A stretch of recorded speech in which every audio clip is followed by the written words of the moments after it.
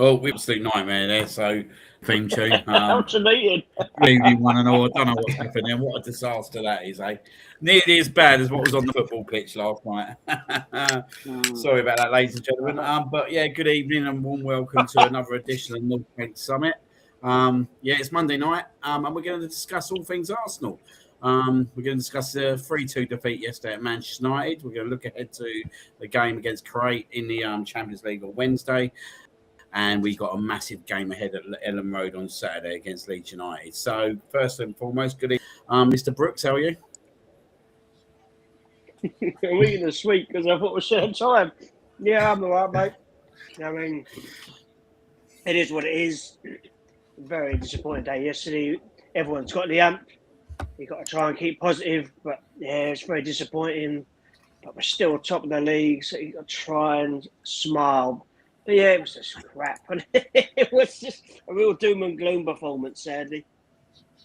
Yeah, no, definitely not. It was not a good game, was it, whatsoever? But we will get into digest a lot of that in a meanwhile. Good evening to Ryan. How you doing, mate? After yesterday, football side not so good. I'm still mentally trying to get over what we had to witness yesterday and at the end result. But football side, not too bad. They're very sexy and green. Yeah. Nice start. Yeah. He didn't have it on. He didn't have it on just now. I don't know if there it is. Right. Boom. That's Superman, love it. And a very good evening to our new host. Welcome, Melvin. How are you? Yeah, good. Fine, thanks. Looking forward to this. Raring to go. Good to get you on board, mate. Good to get you on board. And just obviously to let everyone know who's in the chat already. Obviously, Andy has had a job offer, which is obviously he's taken. Which congratulations to him. But it will take up most of his Monday evening. So, yeah, he's obviously available still to jump on and do some kind of pods and all that kind of stuff. So he hasn't totally left, but obviously he can't commit to every week. So yeah, thank you very much, Andy, for absolutely everything you've done, mate. Over the last year and a half, it's been good sharing some pods with you. Don't know if you want to say anything, John, as obviously co-host as well. So unprofessional. I've got to keep up his physique. Yeah, no, it's a shame, but you know he's a very good-looking man, and OnlyFans is very pleased to have him, isn't they? So good luck to him, and yeah, we'll see him soon. He will be missed. Absolutely. I'm just going to say some good evenings into the chat already. Good evening to Austin, who's in the chat. Good to see you on, mate. Good evening to Mr. Andrew Mayer, always on. So good evening to you. Some people might trigger this. Nothing's clicking on tonight. I might need you to do that, right? I don't know what's going on. We'll go back to where you're at. So you got Andrew, you've got Austin talking about the legends on the screen. G as well. G's been on, yeah. Go on, G. I see that flash up. Evening, G. Stay safe in Cornwall, G. You know the weather's going to be awful down there. Yeah, it was an interesting weekend. Saturday was good for us. Sunday, for all of us, not so good. So it's a 50-50 weekend from her point of view, like myself. Darius. Come on, Darius, here he is.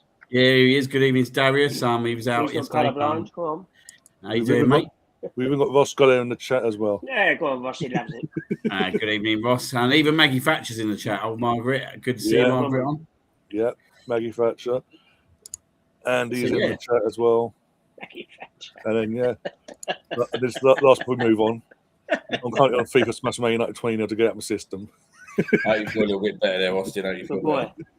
So, obviously, yesterday, 4:30 kickoff. Obviously, the big game of the weekend. The big rivalry between Arsenal and Manchester United. I'm going to go to you, Melvin, first on this. Obviously, a bit of surprise in the lineup yesterday, wasn't there? Gabriel Jesus starting. Did score 2 goals in midweek.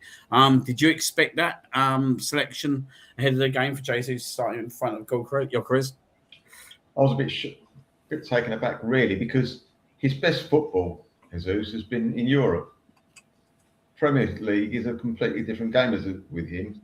He looks a world beater in Europe. I mean, in the league, I can't remember him really doing too much since he's come back.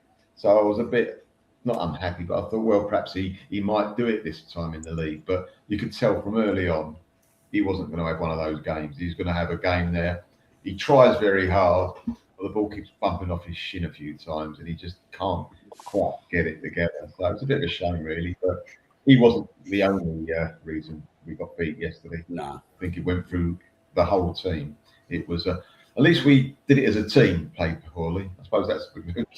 Yeah. No, it did kind of surprise me. Like, I don't know. I just thought it was a pretty big game to make that change. Like, if he had made it against, say, Sunderland at home, I probably would have understood it a little bit better. But Manchester United, and when you look at, obviously, they had Martinez at the back, you just, like, and you see when Gyökeres come on, like the size between them is like totally contrast. And yeah, I found it quite a shocking selection. If I'm being totally honest, I was really taken back that actually had started him. And I was just thinking that maybe he thought he could drag out Harry Maguire, but we started the first 30 minutes well, didn't we, John? Like, I actually thought we started quite well. Like, we had a lot of possession of the ball. It was only us in the game up until the goal. But once we scored the goal, immediately from their goal, their centre kick, it all went wrong. Like, they went clean through. And if I'm being honest with you, if the lad doesn't take a bad first touch, there's a good chance he goes one-on-one with Raya. And yeah, well, did complacency kick in? I just don't know. I mean, like I said, the first 15, 20 minutes, we looked in control without really doing anything. Passing there to there to there to there to there to there, and if United ain't doing nothing, then we scored. Saka done well, lovely bit of control, whacked the ball in. Timber, I mean, I don't know why he was playing striker. Bless him, he forced an own goal, tremendous. And then it just went downhill from there. I don't know. We're forever pissing around at the back. I know Zubamendi, bless him, he's done this a few times now. I just kick up the pitch. I know it looks pretty. Just lump up the pitch. They weren't going to score in the first half. They weren't really threatening at all. And I just think if we got in 1-0 at half time, I think it could have been a different story. But I don't know what happened. It was just crap. I had to just describe it, because I can't use any stronger words yet. It's not 9 o'clock. But yeah, it was just awful. It was just lethargic and clumsy, and they just couldn't pass the ball to each other. And I was just like, what on earth is going on? And every single player needs to take some responsibility, because I know, as per usual, everyone has their scapegoats. But I thought the whole team were pathetic. Every single one of them, from Raya through to Saka, they were all rubbish and very disappointing. And yeah, it was just a huge disappointment, really. I don't want to go overboard, because obviously, we're still top, but it was just, it doesn't help that it's Man United either. We don't like Man United, let's be honest. It's annoying to see. I mean, it's annoying. We all wanted them to do well last weekend, and then they've done Man City a favour this weekend. It's a funny old game, but it was just hugely frustrating. Really, really, really disappointing. And obviously, Ryan, you was watching it on the watch along. Firstly, how did that go? But also, like, this has been creeping. Like, for me, like, the performances at home have not been to a level all season. You take the Tottenham game out of it, and the second half against Aston Villa, where I still stand by what I say. And Arna going off injured at half time was a big factor in terms of their second half performance. Villa. I think this result has been coming at the Emirates. It has, and the thing is, it's been more noticeable about it coming since the Wolves game. Even though they've picked up a bit of form performance-wise themselves at that point, and since then, they were the whipping boys in terms of the league at the time. Like, no matter how good they were in terms of under the manager bounce and all that, we still struggled. Well, they had to score for us to get the win in that game, like twice as well. That was so frustrating. The signs were there, and then it just because we've gotten out of jail up till yesterday at home every time in the league, especially. Even though the signs are there, it seems Arteta and his coaching staff don't want to address the issues that are glaringly obvious. And the main thing for me is, I said this yesterday at the end of the watch along in my rant of all rants, that since we lost that to the title 2 years ago by a point on the final day of the season, Arteta's gone away, come back, and we're playing this pragmatic, style of play where it's all it can say George Graham-esque. It's even more defensive in a George Graham era. For me, it's just everyone has to defend. Everyone has to defend. No attack. And look at the stats yesterday after the game, like the Sky put out. 1 goal from all the attackers we have. 1 goal in how many games?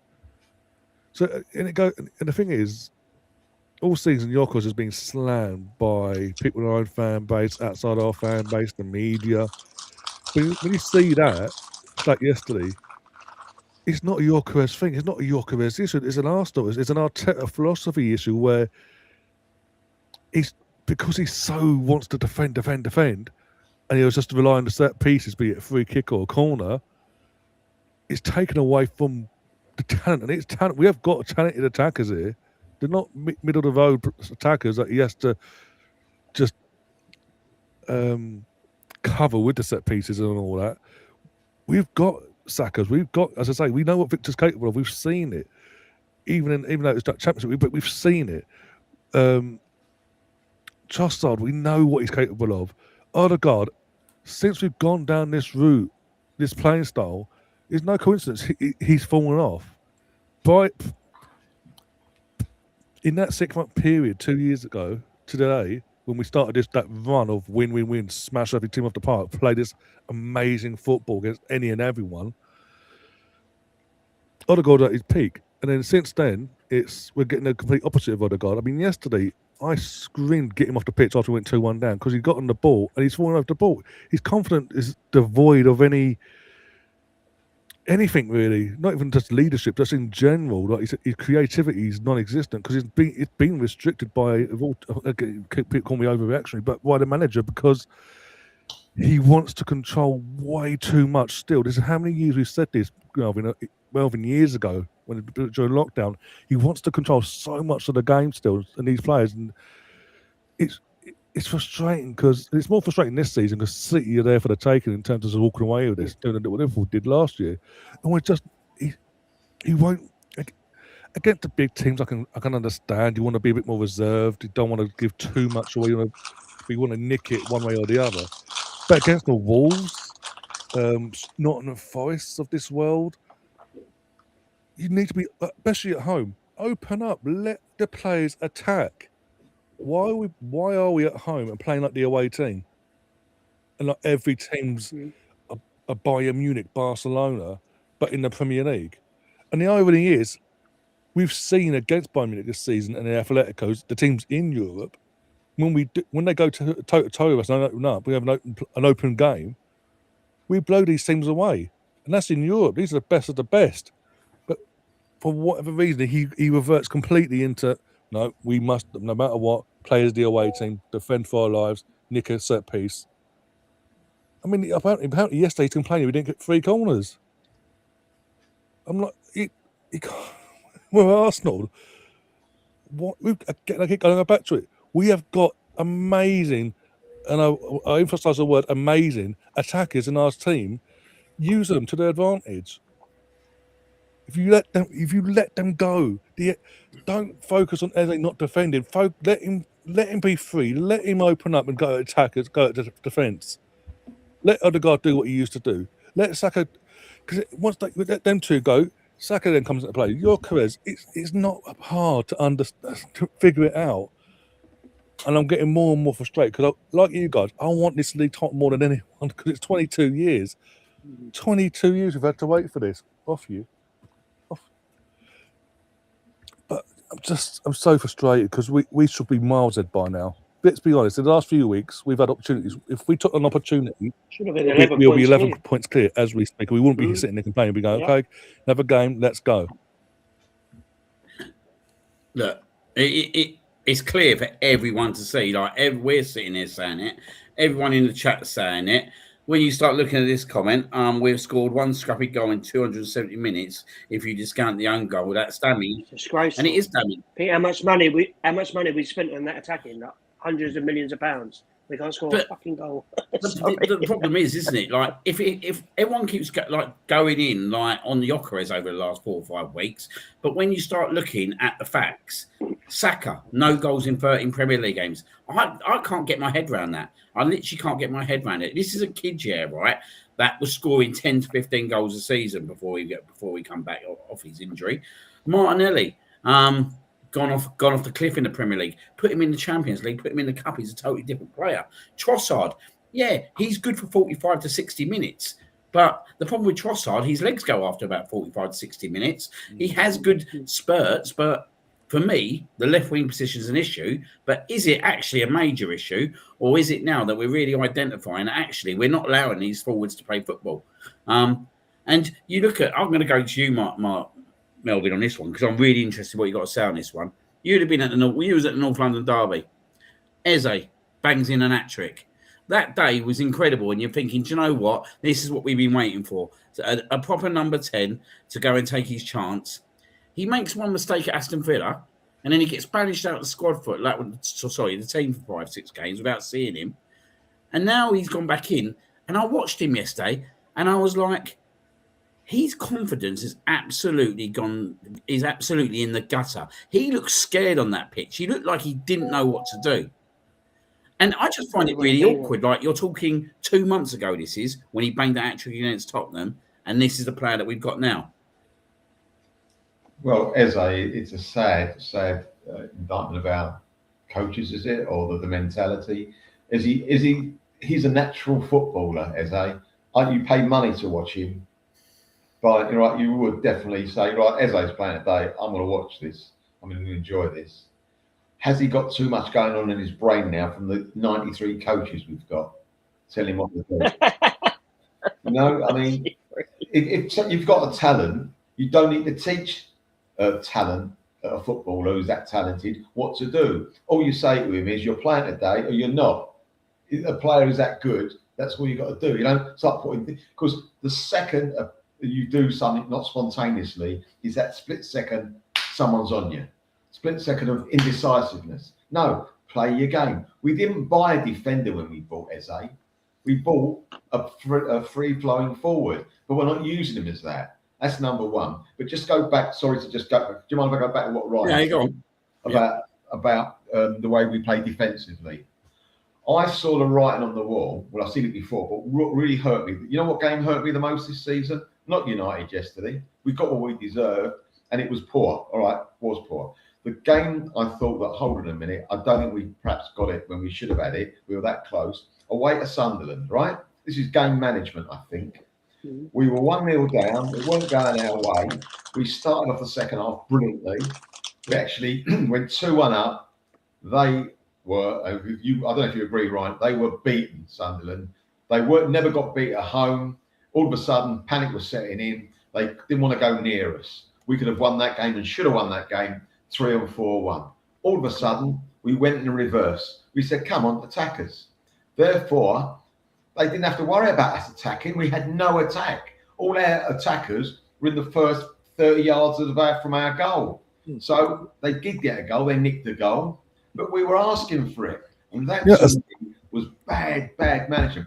It's either that or all the players collectively think, oh no, let's just go back. And if they did go back, someone should have been telling them, get up there, take this team on, you've got them on the rack. And that really upset me. Wolves as well. Now, it wasn't just that we defended against Wolves, that 10-minute horrible period. It was what we were doing with the ball. We were kicking it out like we were playing at Hackney Marshes. Yeah. There wasn't one ball from our defence out to someone. It drove me mad. And yesterday was one of those things where everything went wrong that could have gone wrong. That Wolves game, just touching on that in that mad 10 minutes, and when it was 1-0, it was like we were the relegation team. Yes. We were fighting for the fucking 3 points that we needed desperately to stay keep our head afloat from the table at the bottom of the table.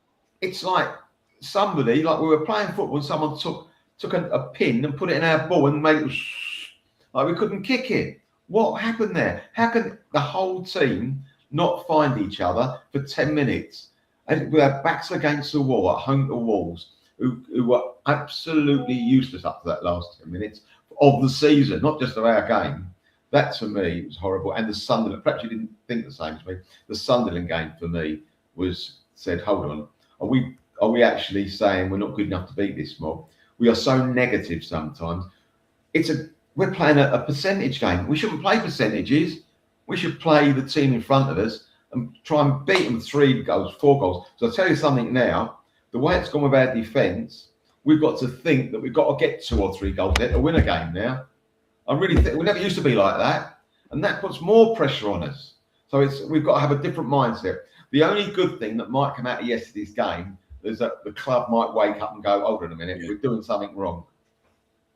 No, that's what I'm kind of thinking now, that actually Arteta's kind of sat on it, waiting for the worst to happen to react. Like, for me, and I've put it out here quite a few times now, for me, Subamendi and Rice don't work at home at the Emirates. I don't see it. I just don't see it. I don't see why we need to go with Subamendi and Rice against most teams at the Emirates.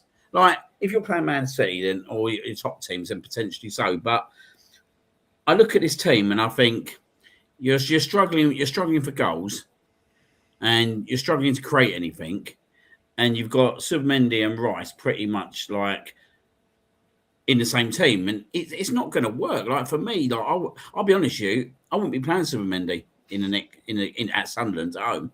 For me, or potentially I wouldn't be playing him at Ellen Road either. Like, I do think that potentially, I think Mikel Merino might need to come back in. I think he's had a good impact over the last month. I'm not saying that he's the option moving forward, because I don't believe he is.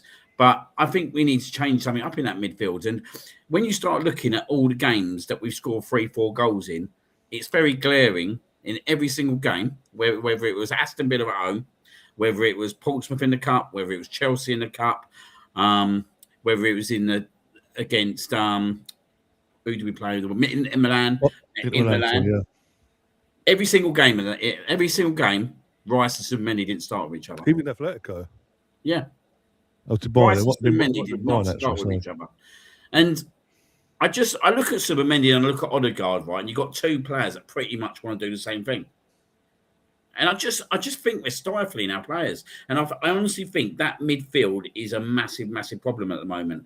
And I'm looking at it and I'm thinking, the only player at the moment I can see coming into that team, right, and potentially dislodging Odegaard is Havertz. And is it that we do play Kai Havertz in that attacking midfield role? Do you know what I mean? And pushing him right up to Gyökeres. Like, I don't want to mark him. Like, this guy is 6 foot odd, isn't it? Yeah. Well, get him fit first. Go on, mate. Just to say, sorry to put a damper on things, boys, but I heard that Havertz has got a very, very bad injury. I hope it's just all crap I'm hearing. Oh, not again. I've heard. They need to get rid of him in the best case. Well, I'm I'm saying it could be ridiculous. don't quote me on this. I'm on. Yeah. It's just a football-threatening injury. It's not just a long one. He's got a really, really bad thing with his knee. That would explain the rumours of the reports from last week, where media were putting out that Arsenal are concerned about his legs, his muscle recovery. Every time he's come back since whatever happened in the summer, it goes. Shame, but yeah. It's the same thing recurring. That might that would then explain. I hope it's all rubbish information. That's all. We need to react and get someone else in. Well, that's for me. That's as big as a blow as you're going to get, isn't it? Yes. Yeah. Like, he definitely will compete with Gyökeres for that striker spot, 100%. And I think he does. You could tell, like, even the game he come on against Portsmouth, that actually when he come on, you could see what he does. Do you know what I mean? He really drops deep as well, and he links up the play, and he does it superbly. Yeah. But I just think at the moment, like, without him, like, we need to settle on who's going to play out front for the rest of the season, and that player needs to stick in that position. And look, it's Gyökeres. Yeah, he has to play there because, okay, he might not be scoring goals at the moment, but that's not, for me, that's not down to him whatsoever. That's down to the system and the tactics. But we're not losing games with him starting, and actually, we always look weaker in the last 10, 15 minutes once we've taken him off. And that's when you realise, we start dropping deep in games. Like, it all kicked off for me against Wolves. And I watched that. I was at that game, and I watched, obviously, us just drop deep against Wolves from the 85th minute onwards. And you're like, wait a minute. You're the top team. They're the bottom team. And for me, it was a little bit like, are they being arrogant about things here? Do you know what I mean? Like, are they sitting there going, do you know what, we're just soak up your pressure now? Then bang, goal, 1-1. Look, we got out of jail, but that was a calling card for me. Then we go to Everton and grind out a win. Look, let's be honest, they should have had a penalty, if we're being totally honest. Crystal Palace in the cup, yet again the same thing happened. 95th minute equaliser, goes to penalties, which it really didn't need to go to penalties. You then look at Brighton. People don't talk about that game. David Raya pulled off an absolute world-class save to stop that game. They did the same thing again. Brighton scored. Shit. Better sit back. Just low block, and we'll try and kill him hit him on the counter. And then Liverpool, for me, was the most damning performance, and that's when it should have opened up to Arteta. Look, we need to change it now. Like, I don't know what happened at Liverpool at half-time, but something happened in that game at half-time. I'm adamant of it. That team come out the second half, right? Declan Rice's body language was as bad as I've ever seen it. He just didn't want to be there whatsoever. Timber didn't even want to compete with Gakpo in the end. He stopped jumping with him. He literally stopped jumping with him in the end. That was how bad that performance was. But do you know what? It's continued, isn't it? It's continued. And I think the cup games are kind of papering the cracks at the moment. They're papering the cracks. But like people were saying, 270 minutes, one goal, which was a scrappy goal. And this performance was coming. And I think you're right, Melvin. I think it might actually be the best thing to happen. That actually we took that loss yesterday, because if we didn't take that loss yesterday and drew that game 2-2, I think we'd have just done the same thing at Leeds, if I'm being totally honest. I think we'd have done the same thing at Leeds. And it needs a change. It needs a change. He needs, like, we know the defence doesn't need to change. The defence and the goalkeeper pick itself. When they're all fit, it does. But I do not believe at the moment Odegaard's playing well enough to warrant being starting game after game. Do you know what I mean? I just feel that at the moment, he needs to come out of it again. I think he needs to come out of it for a couple of games. Come on in a game, see if he can kind of impact like that. But you look at Eze and you sit there and you think, that's what I'm saying to you. Like, I look at Eze and I thought, do you know what? We needed yesterday? One area. Like, one area to have been that one player yesterday. And it's easy me saying that because he's gone now. But at least you know with one area, at least you know he'll run at players. I've watched him all season. Every time he's come on, I thought he's impacted the game well. He come on 3 times for Odegaard at the start of the season. All three games. We battered Nottingham Forest 3-0. We battered Leeds 5-0. And he come on in the West Ham game as well, and we won that game 2-0. Like, I was looking at it yesterday, and I'm just thinking, do you know what? Especially with Kai Havertz, that's a brave decision. Look, the kid needs to play 90 minutes, game in, game out. I totally agree with you. But is that a big decision now, John? With if the news is right, that Havertz is potentially out. Well, it's horrendous news if that's true. It really is. Because I said, you'd like to think, because he only left a couple of days ago, and if those rumours come out a few days ago, so surely they know that he's all right, because surely they wouldn't have sent him knowing, hang on, we better wait, give it another week just to be sure. Otherwise, they're going to have to need to go back into the transfer market, possibly. And I still think they should anyway, because it's not been funny. No one else was pulling up trees yesterday. But, yeah, I don't know. I mean, Leeds will do it.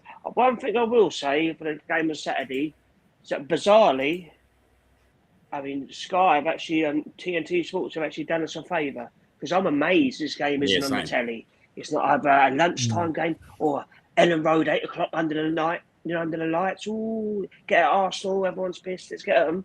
So 3 o'clock, tucked away, might not be the worst thing for us, because obviously there'll be a lot of attention, but not as much, if you know what I mean. So, yeah, I mean, hopefully Wednesday, I couldn't care less about the game Wednesday, I'm not going to lie. That sounds terrible, I don't know if I should advertise it, but just play the 15-year-olds. I couldn't care less. Doesn't matter, we've done everything we need to do. It's all about the league. We need to crack back on. We cannot let anyone else get another sniff. Villa and Man City, I believe, are both playing on Sunday. Yep. So it's vitally important we win again to get the gap up to 7 points, to put the pressure back on them. I know Man City will win because they're playing that pub team. But, yeah, we just got to get on with it. And well done to Waneri, by the way, for scoring. Brilliant to see him scoring. I mean, that is a strange one. And Dowman as well. He's close to coming back, but I'll be amazed if he threw him in. But who knows?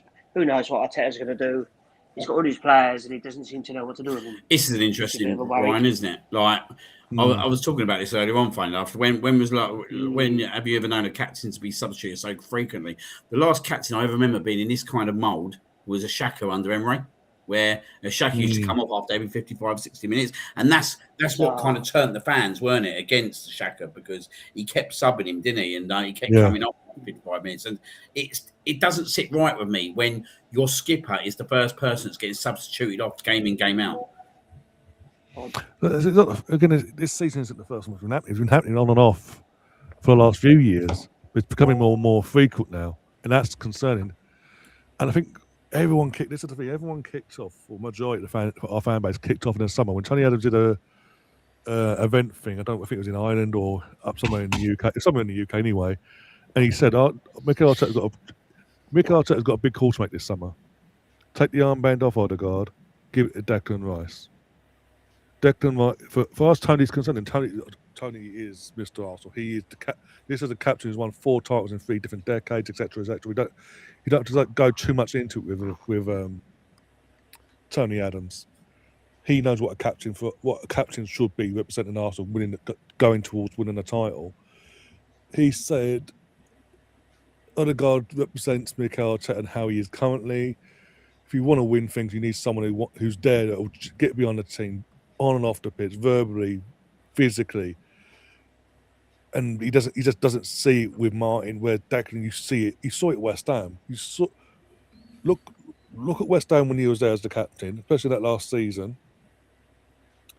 And look at West Ham now without him. They haven't got a leader. He is a leader. He is everything you want in a captain. If he's playing, the last 3 games he's been nowhere to be seen. I get that, because he's getting run into the ground. Because like we've said before already in this stream, and I've said this to other people as well off air, we've got Zubimendi and Rice. This is fantastic, but we don't have to play them together every game.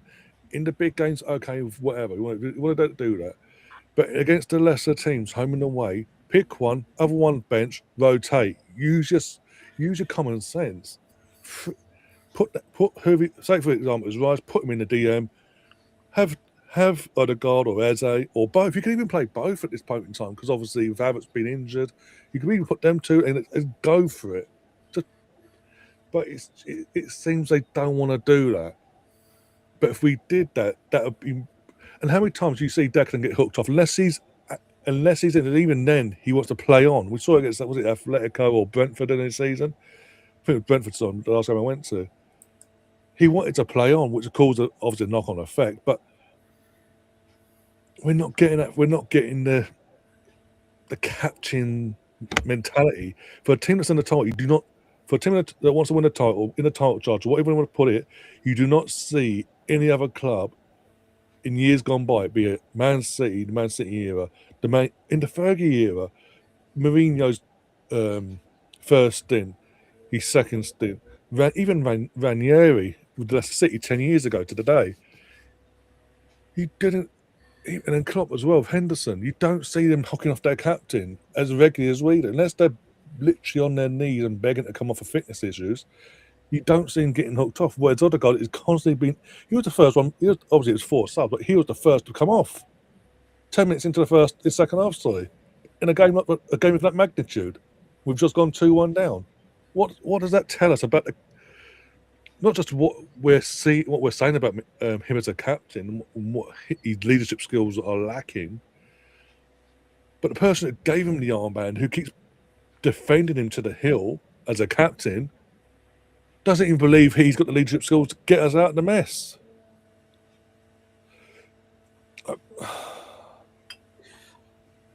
We got a question here from David. Anyone can crack on and answer it.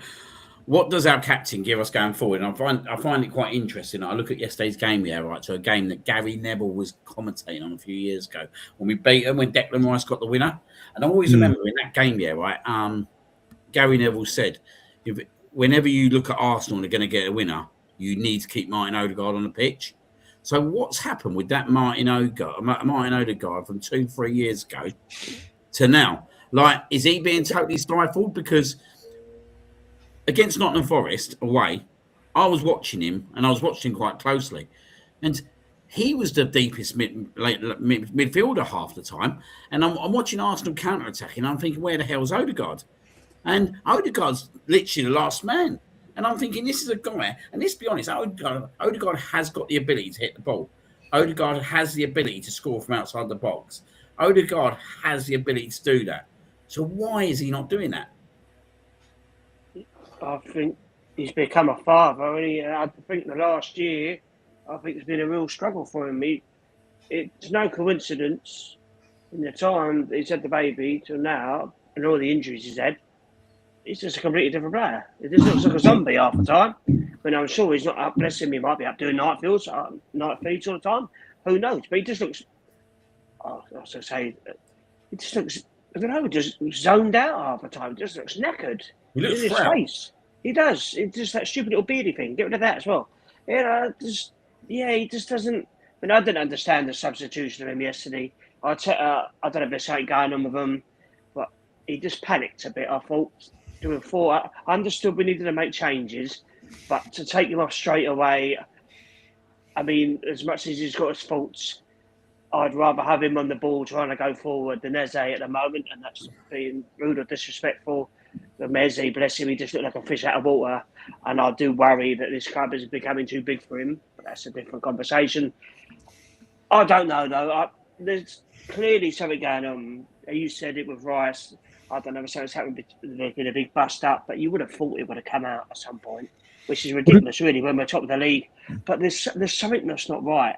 No one can seem to put their finger on it. And it always seems to be Odegaard plays the ball, everything goes through him. But if he doesn't do that, no one else seems to. And it's just like, I don't know what they do in training, because they must be running through the lines and Odegaard's looking up, and whether I tell him not to, I don't know, but it's so static yesterday. And I tell you now, Dorgu scoring that goal. We don't score a goal like that. Cunha running through scored a goal like that. We don't score goals like that anymore. Is that because the other teams set up so defensively against us?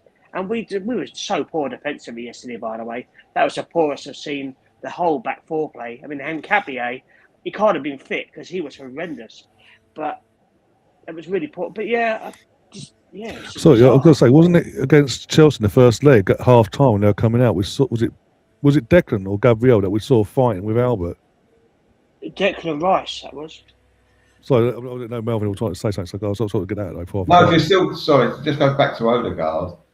For me, he's a great touch player, but it's no good in playing touch football near a penalty area, because he's got a tendency to lose the ball because of his physicality as well. But with him, I can watch a game of Arsenal. I can tell you in 10 minutes whether Odegaard is going to have a stinker or a worldie, because he doesn't change. He's either buzzing, he's everywhere, he's trying things, or for some reason he goes near our goalkeeper because that's the safest place for him to get the ball without getting clattered. He's got more space, obviously. I'm not saying he's frightened of getting clattered, but he knows he's got more space to do things with the ball, and he's got everything in front of him. It's so frustrating. I mean, to look at their captain, who's a horrible piece of work, but didn't he play like a captain, the Man United captain yesterday? At the end of the day, he ran that. Where we had the first half before we made that mistake, but he ran that midfield. Once they got there, once they fancied it, United, he said, "Right, I fancy it," and he did. He was head and shoulders above anyone we had in midfield, because he was turning us one way and then the other, but he had players running off him as well, which we didn't have. So it's very, very frustrating. And I think what it is, I think that when going back to the first point, being negative, being defensive, being slow, it's very hard in a season sometimes, or in a 90-minute game, once you're slow, to go up the third and fourth gear. It's very easy going from third gear to first gear. We can do that. But if you're all of a sudden, you've started well and you go back a bit, to move on again, it's very, very difficult. And we've found that ourselves in that position so many times. that we get into a rut within a game and it finishes up that Saliba and Gabriel are our midfield players. But they don't want to go forward with the ball. Obviously, they're a last line of defence. So they pass it to each other. They bring this one in. Oh, it looks lovely for touches. If you want to get a world record for touches in a game, we'd win it. We'd win the World Cup. But it's about scoring goals. And they slow. Listen, they're great defenders-ish, because the last few weeks they've been so good.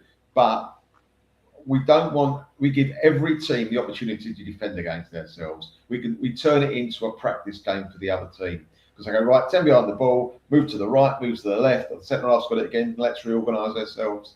We don't go hell for leather. And the desire is not there, in my opinion, sometimes.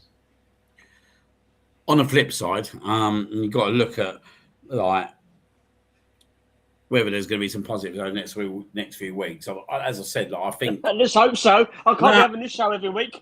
but I do think that I think sometimes you learn more from a big fat L, don't you? And do you know what? Like, next week's a massive game at Ellen Road, and Leeds is one of the hardest grounds to go to. Like, I just remember over the years, mate, going to Leeds, mate, and then that ground being awful. I even remember the last time we went there, we won 1-0, and they should have had a penalty in the last minute, and it was awful. The game was awful. Was that Saka scored? The black shirt? Yeah, probably. But this is a tough game, and for me, next Saturday we'll actually show you, whether these players are up for the battle. Because if you go and get a win there, they can totally turn around this season. Because I don't care anyone says, I think it's one of the hardest grounds in the Premier League to go to. And I think if we can get a big win there next week, I think that would transform absolutely everything. Because you've got to win there. You've obviously put to bed that Manchester United game straight away. But then we got to run a fixtures where actually you sit there and you think that for me, we need to get out of February with a 4-point lead. Right, if we get out of February with a 4-point lead, I ain't going to lie to you, I'll be happy. Because when I look at the fixtures in February, I look at Sunderland at home. I think we should beat them, but it's yet again whether we want to wake up. Every game seems hard now, doesn't it? Yeah, it does. You look at Brentford, Brentford, a decent team this year. We've got to go there for a night game. Northampton Forest beat them 2-0 yesterday. There should be no problem at all. But you say that. You say it should be no problem. I know. And it is a problem. North London derby should be beaten. We've beaten 3 years in a row, but it's still a North London derby. And then to top that off, you've got Chelsea at home. So these next 4 or 5 games, actually, I feel will determine our season. I do really believe, our next 5 games in the Premier League is going to determine our season. Because actually, if we come out of there, say we come out of there with a 6 or 7 point lead, I think, do you know what? Happy days. Actually, happy fucking days, mate. Because you look at the fixture list after that. Yeah, you got to go to Man City, but the big games are all out of the way. Like your probably biggest home games, Newcastle at home after that Chelsea game. So this next 5 games for me, he's got to be brave now, Mikel Arteta. It's down to him to make the tough decisions, mate. He has got to be brave, and he's got to do it on Saturday, mate. Because does he want to be remembered as that manager who bottled it? Yet again, look, last year wasn't a bottle for me. We was never in a title race. The year before, we competed with them toe to toe. That weren't a bottle. The first year, I don't even think that was a bottle, if I'm being totally honest. We had Rob Holding playing centre back got in that last stretch. We didn't have to score at the time. But this year, if we don't win this league this year, it will be a bottle. It will be a bottle. I don't care what anyone says about it. Man City are nowhere near the Man City. They can't probably believe, that they're only 4 points off us still. They probably can't believe it. Liverpool are totally gone. They're nowhere near us anyway. Aston Villa, I don't rule them out. I actually don't rule them out whatsoever. Like, we've seen it before with Leicester. Do you know what I mean? Like, you can't rule Aston Villa out of it. Like, these things do happen. These things do happen. It's about who peaks best. Do you know what I mean? So I just think if we can, these next 5 games, if we say we took 12, 13, 15, I'd say we need to get 4 wins and a draw in our next 5 games. I think that's what we need to get, at least 4 wins and a draw. And actually, I think if we got 4 wins and a draw, actually, we could just take this Man United game as actually that's taught you a lesson. Now, it's taught the management team a lesson. It's taught the players a lesson. And they ain't going to like it, mate. Harry Maguire was celebrating with the Manchester United fans 10 minutes after the full-time whistle. They were taking the piss in our ground.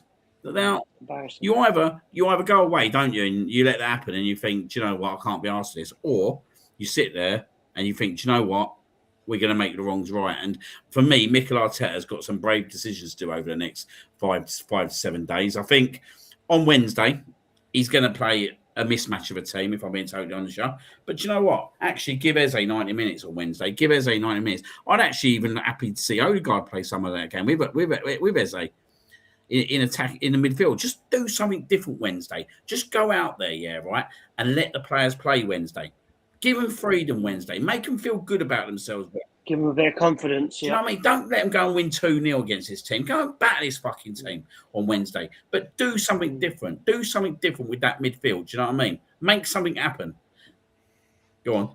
I see your point, but shouldn't we have been up for it yesterday after what we did to Inter Milan? No, you're right. No, you're totally right. We should be up for it at Nottingham Forest, mate. We should be up for it at Liverpool. We should be up here. But I just feel now, actually, you've took a big loss now against a team that no one likes losing to. If that don't knock sense into you, we're not going to win the league. Do you know what I mean? No, definitely not. Saka and Odegaard have already come out. I don't know, because obviously, so we haven't got Andy really, because he might give us a bit more insight. But obviously, is it the club saying, right, go on, captain, off you go and say some nice words to the fans? We're really sorry we lost. Saka. I mean, Saka seems like he really does care. But is that them coming out and going, look, I want to speak up, I want to address the media? Or is it just the club going, go and say, oh, yeah, we'll get it sorted out. We'll be fine for next week. They need to mean it. As Ryan said earlier, he's desperate to win the title. We haven't won the title for 20-odd years. It's just not good enough. I mean, people bringing up, oh, the fans are so anxious. Yes, because they want to win the league. But we're so close to winning the league. They're sick and tired of coming second. All the jokes, oh, they're going to bottle it again. No. We're sick and tired of it. We want to win the league. Surely the players understand that they taught a good game. And they've done so well. Let's not knock about. As rubbish as we have been recently, we're still top of the league by 4 points. The players, come on, keep cracking on. What we've missed out, come on. Our biggest rivals, I know Villa are up there on paper. Yeah. Our biggest rivals are City, let's face it. And they've made 2 cracking signings the last couple of weeks. Yeah. And we've done nothing. I'm not saying we should have done. No, you're right. We've missed it out. I'm amazed we didn't try and get one of them. Now. That could be the turning point. Let us playing poorly, yes, but they can smell blood now, Man City. They're like a shark in the water. We didn't go for Gay. £20 million for Gay. I'm not. So we don't need him, but don't we? £20 million. Don't we? So We can play a number. Well, no, you're right, mate. You're right. Yeah. I just think it's crazy they're turning their nose down at players. I think the problem with Gray deal is the wages, isn't it? That at the end of the day, were they going to pay him? Yeah, you're probably for 300k, are they going to pay him that when they've got 2 centre backs that are starting? And what is it going to ruffle up the rest of the players? I mean, I can't imagine they're signing anybody at all. I mean, there's been no rumours at all, to be fair. But there hasn't been a lot of rumours at all in the whole transfer window, let's be honest. Yeah, I'm saying whether we bought anyone or not, aside from that, they have bought 2 quality players. And it makes a big difference to them. Yep. It's given them a flip like no other. Yeah, it's given them a boost. Yep, no, you're absolutely correct.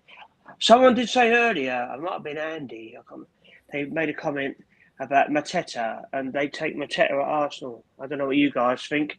I find them very hit and miss. So you're pretty fit in with that team. Yeah. Ours is hit miss. I'll take a hit and miss. Apparently, bizarrely, Nottingham Forest are the front runners to sign him, which, given the grief between the 2 teams, is very strange. But yeah, I think it's a very strange one. I'm sure Mateta, when he said he wanted to leave Palace, not being moved to Forest, was hoping for a better side. I mean, Forest are a European side at the moment. I don't know how long that's going to last. I don't know if they're going to go out. But I'm sure he was hoping for something a little bit. Well, I just don't think it doesn't matter who's up front for us at the moment. We've got our striker. It's not, for me, it's not about, like, it's about putting the ball on a plate for him. Do you know what I mean? Like, the last time I remember a ball being put on a plate for him at the Emirates in a Premier League game was Eze against Nottingham Forest. Come on, that's disgusting. That's disgusting. That's disgusting. Tell me another chance has been put on his fucking plate. There isn't one. Ricardo Well, a few, against but Leeds. there's been people in the way. Timber's in the way. Chelsea. Timber Ricardo by the way. against Leeds. Ricardo Calafiori, he's at the first home game of the season. But yeah, the Forest game And was then since the Yeah. Forest game, nothing. absolute nothing. Like not. There's nothing that's been absolutely put on a plate. There was a couple against Aston Villa, and I thought, do you know what? Ben They White. weren't gimmies. Do you know what I mean? But they were decent balls in from Trossard. But it doesn't matter who we play out front. It doesn't really matter who we play out front at the moment. Like we are totally stifled, and it's just. He needs to let the handbrake off now. He just needs to go with it. He just needs to go with it and trust these players and trust these attacking midfielders. And if he does that, I don't believe there's a team that will keep with us.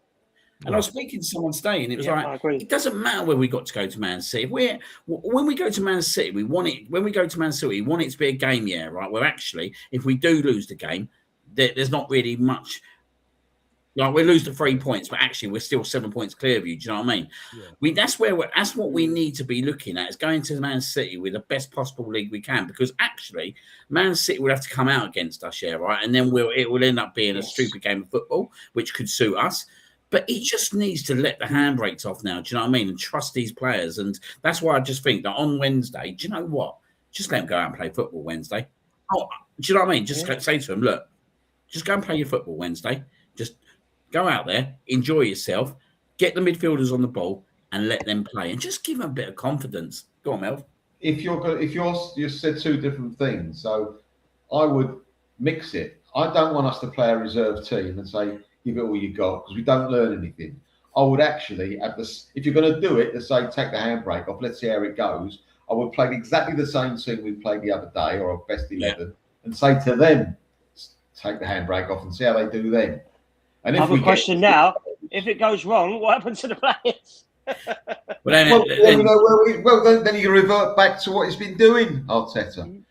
That's what I'm saying. It doesn't cost us anything because we're first or second anyway. It's a free hit to try a new system against this mob. Why do it in the league? You see Declan Rice, mate, when that first season he played for us, in that first 6 months, he was playing in that centre midfield on his own, weren't he, in that defensive midfield? And he was literally doing absolute everything. You telling me if he plays defensive midfield, right, and he will run the show in there, mate, just say you had an Eze or an Odegaard. All right, one area's not here. We don't have others bit. But you know what I mean? He will literally make sure that works, mate. Do you know what I mean? All he's got to do is get Odegaard and Eze on the ball further up the pitch. We don't necessarily need, like, especially on Wednesday night, like, I actually agree with you, Melvin. I actually think, do you know what, if you're going to do it to a point where actually you're going to play the same kind of team and go out there, just let them play football and let them do what they've got to do. Look, we know Saturday's going to be a little bit different, but when we come around to Sunderland, we just need to let them play in our own ground. Do you know what I mean? Like, someone said to me the other day, right? Like, this is the worst style of football we've ever played, and we're going to be champions. We could be champions, and we're playing a brand of football which is absolutely awful to watch at home. And I was sitting there, I was thinking, I actually can't argue with you. And they were like, well, how would you feel about that? And I was like, well, I want to win the league, but I'll be honest, every time I come out of that stadium, I'm fucking angry. I'm pissed off. I was pissed off at Wolves. I was pissed off at Brighton. I was pissed off at Liverpool. I was pissed off at Manchester United. God damn, I was even on a watch long against Chelsea when we beat them 3-2, and I'm still pissed off because I just thought that we should have put that game to bed. Like, we should have won that game 4-5-1, and that League Cup's done. It's over with. But Chelsea have fancied their chances coming to us. I'm telling you. It was fair to say we had 1 foot in the final. I think we've got a toe in the final now. After we've been playing with Chelsea, they must fancy it. They will. Yeah, they will. They're a good form. Well, our form's gone the other way.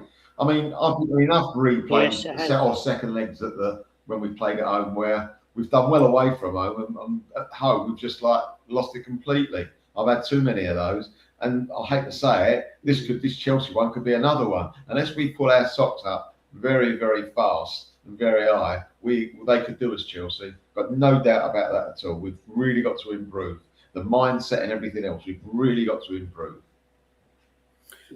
Looking ahead, guys. The Leeds still winning, Ryan. You got the Leeds game on. The Leeds still winning, Ryan. 1-0 Leeds, is it? Yeah, they're in good form. Yeah, Leeds are Mate, in they're a good form, good team, mate. They're good at home as well. They are good at home.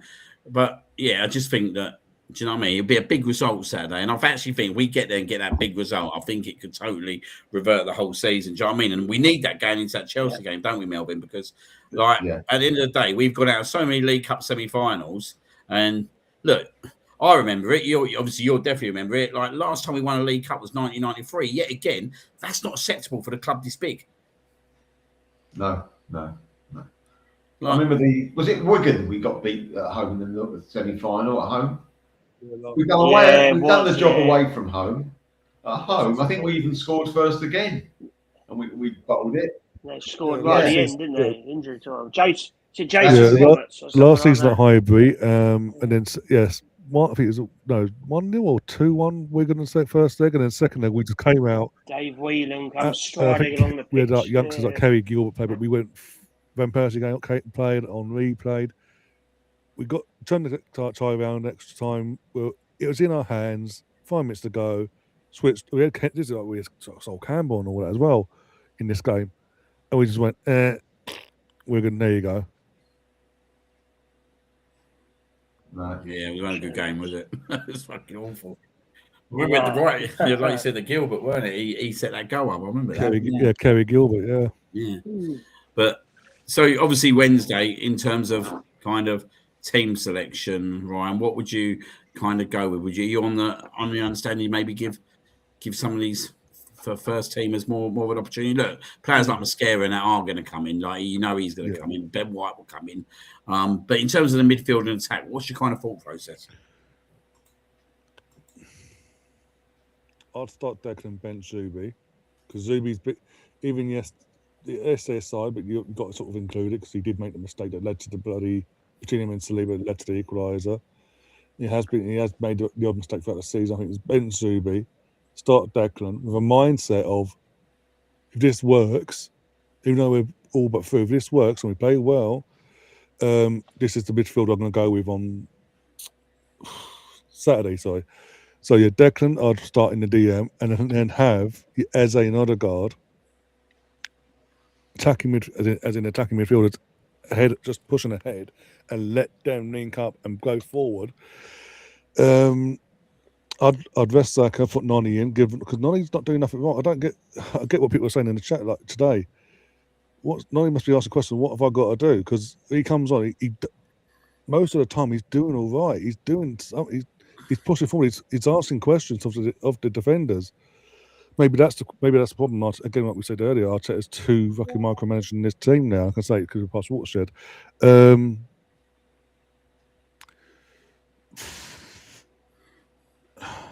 Noni, we've got no options on the left hand side. This is a problem with Martinelli, maybe just to give him some run out minutes wise. Because Trossard had probably shattered. Striker, I'd go Victor. Just go Victor. Yeah, Victor. This is a game. Again, if you're not scoring at least a brace in this game, assuming he takes the handbrakes off and lets the team attack and play to their strengths, Victor should be getting at least a brace in this game. But go for it. Just go for it. As we've been saying all night, experiment. I've just had a thought. I'm pretty sure Rice and Zubamendi are both suspended. Don't think so. Rice is. Because then Rice is it? Yeah. Well, there's I know one of them got booked right at the end of the. That's like Subi we can play. I was going to say I think I'd go Subi personally with Rice.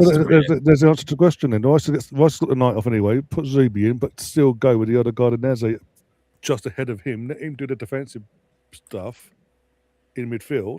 Let him be the anchor between the defence and the attack, and let them push forward and try to attack and break down whatever this team puts on our way.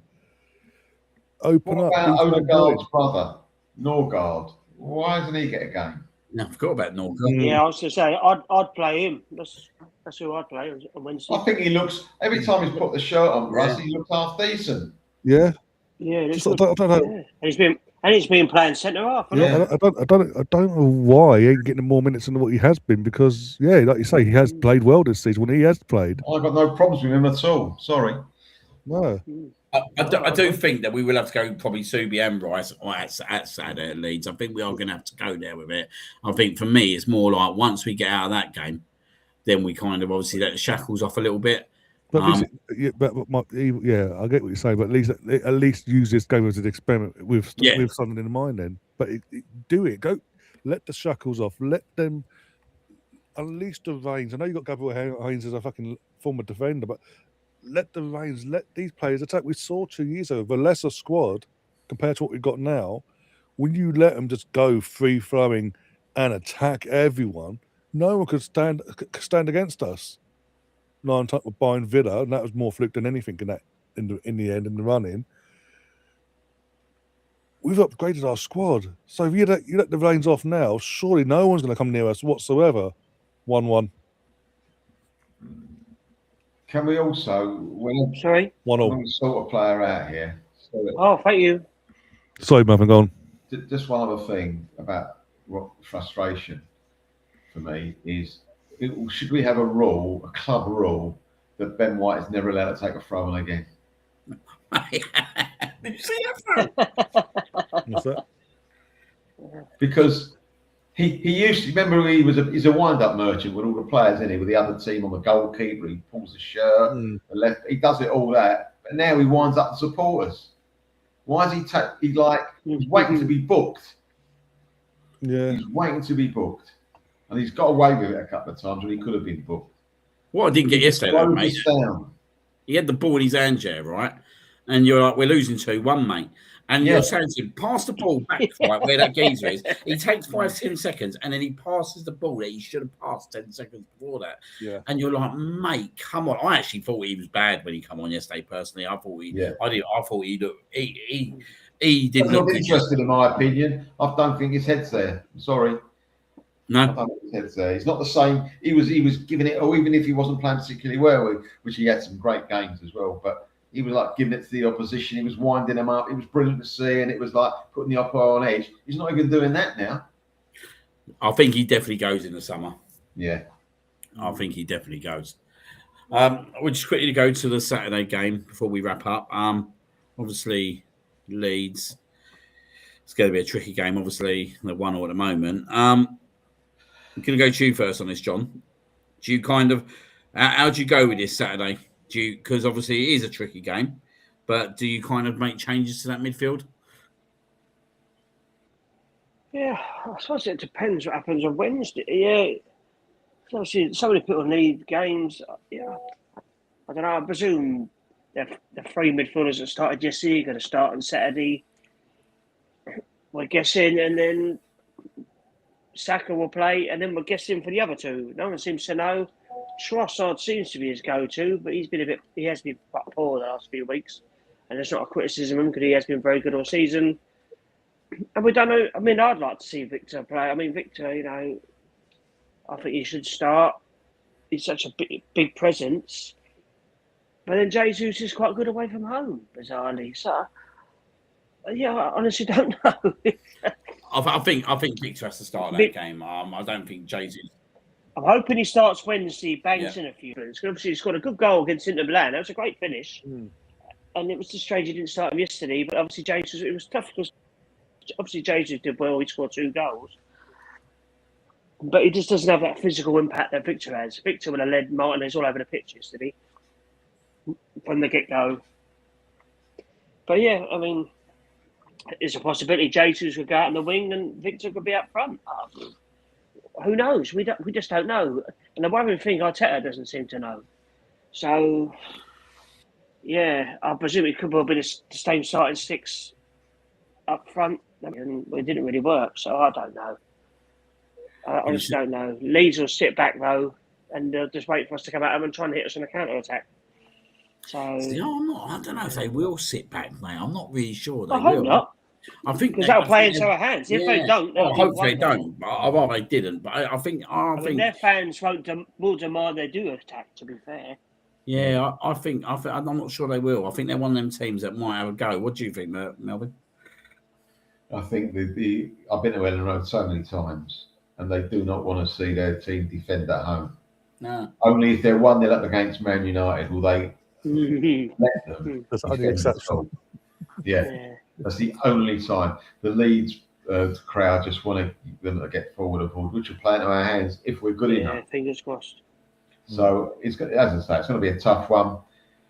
When Arsene Wenger, when we went on a bad run, there's always games we thought, God, this is a tough one, and he used to win it and get us out of trouble. Hopefully, this is another one to get us out of trouble, because we're in trouble at the moment. We've got 2 points out of 3 games, right? Yeah. How many goals we scored? We scored a couple of goals, we're letting too many.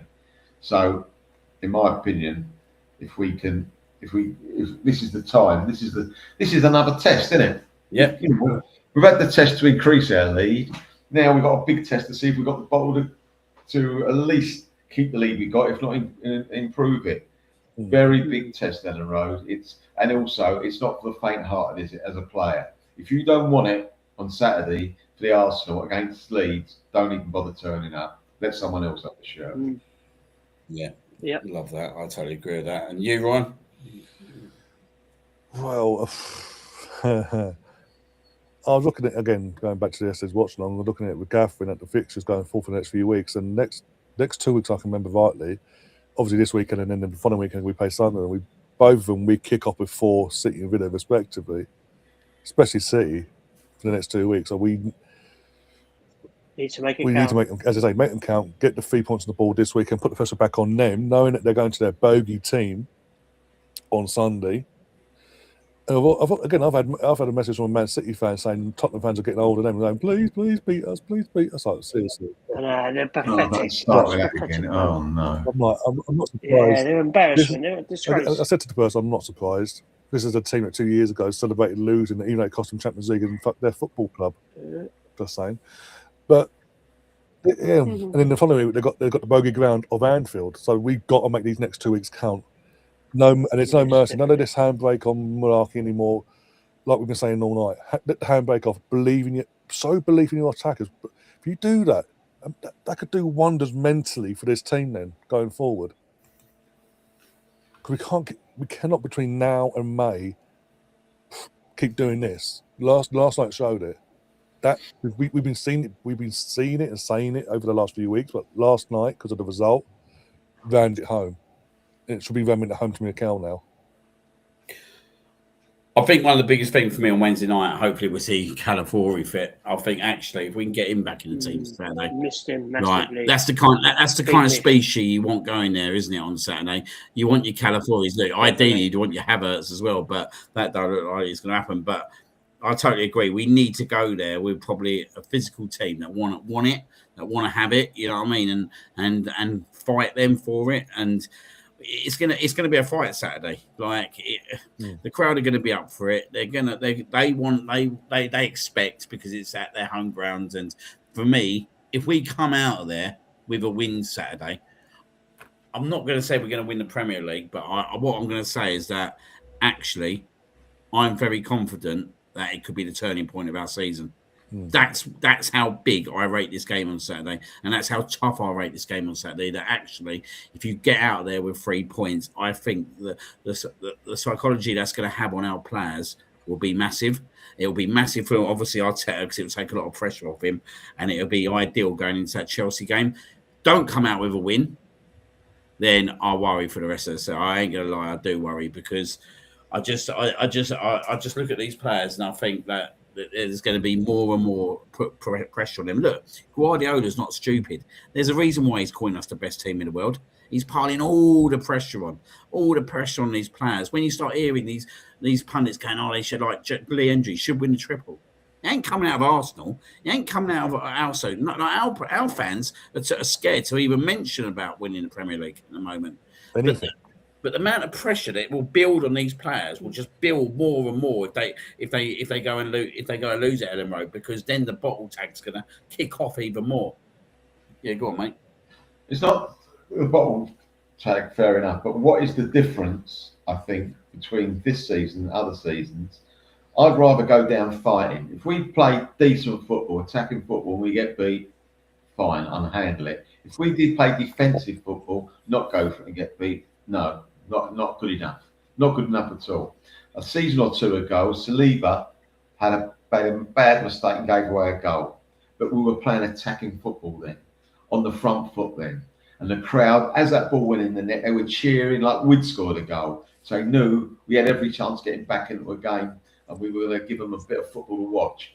Nowadays, if we let in a goal, we're thinking, oh, what's going to happen now? And that's the difference. The mentality of the crowds changed because our football's different. It's not the same football it was a couple of years ago. When Saka, every time Saka got the ball, we had people running off of him. We looked like we were going to score every time we attacked.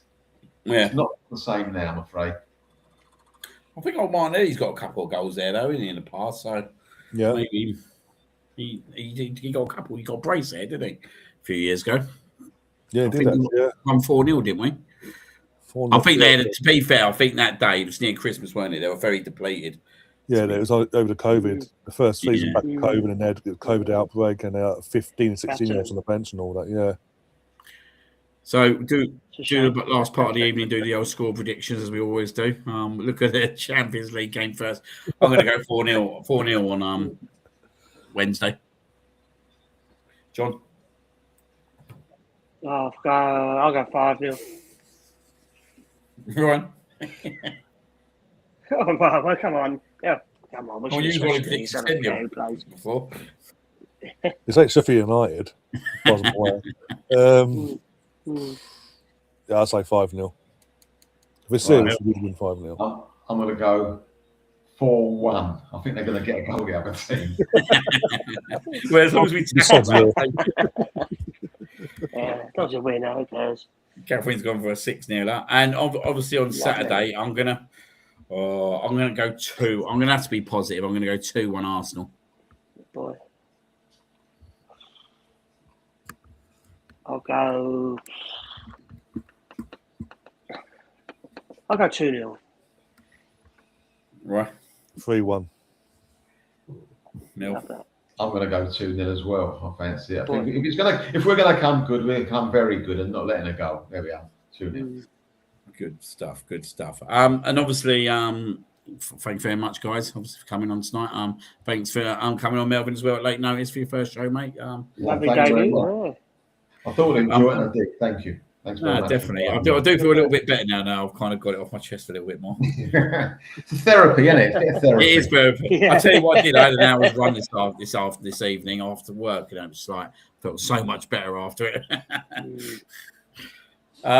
Obviously, thank you very much, guys, in the chat. Really appreciate, obviously, the dialogue we had between, obviously, the guests and the hosts, and obviously you guys. Some incredible questions and content that have been in there tonight. Especially after a big loss that you've still come on is really good to see. So thank you very much, guys. As I said, thank you very much to John, Ryan and Melvin for jumping on tonight, mate. And thank you very much, Ryan, as well. You're welcome, no worries. And Mr. Brooks, you will be hosting next week. Let's hope we're smiling faces, eh? Hopefully, mate. Hopefully so. But yeah, this fingers crossed, guys. We can get a good comprehensive performance on Wednesday night, and then go to Leeds and get them big 3 points and get the title charge started again. Good night, everyone.